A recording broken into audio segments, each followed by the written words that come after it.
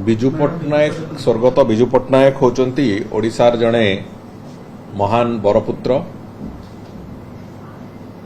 आमे तंकु प्रबाद पुरुष भाव भी कहूचे एवं विजु बाबूंकर ओडिशार ग्रामांचल तो आरंभ करी जातीय अंतर्जातीय स्तर रे भी जो सम्मान अच्छी से सम्मान एवं सुख्याति निश्चित भाव में रही।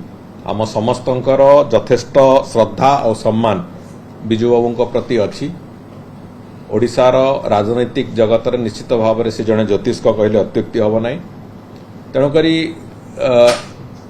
गुड़िए कथा तांको विषय को लेकिन जो भली भाव में राजनीतिकरण हबार जो प्रक्रिया आरंभ होती निश्चित भाव में एक यथार्थ कथा नुह। एवं गतकाली राज्य सरकार जो निष्पत्ति नहीं जे आसंता काली 5 तारिख दिन मार्च 5 तारिख दिन स्वर्गत विजु पट्टनायक जो जयंती उत्सव ताकू भी अत्यंत सम्मान सहित और महासमारोह रे ताकू पालन करिवार निष्पत्ति राज्य सरकार नहीं।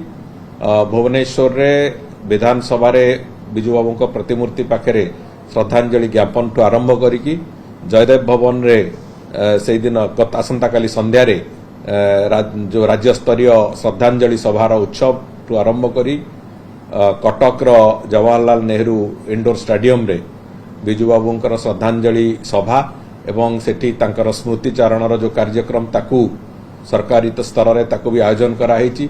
एवं विजु बाबूंकर अन्यतम एक कर्मक्षेत्र तांकर जन्मस्थान जोटा कह जाउछि गंजाम जिला सेठी भी छत्रपुर ठारे विजु बाबूंक सम्मानार्थे तांकर श्रद्धांजलि ज्ञापन ठू आरंभ करी तांकर स्मृतिचारण पई से जो व्यवस्था सरकारी स्तर रे कराई। तेणुकरी जड़े ओडिशार जड़े प्रमुख व्यक्तित्व ओडिशा राजनैतिक जगतर जड़े प्रमुख व्यक्तित्व एवं प्रबाद पुरुष विजु पट्टनायक को जहाँ जहाँ सम्मान जो भली भाव में दबा कथा राज्य सरकार से कौन प्रकार कार्पण्य करूना।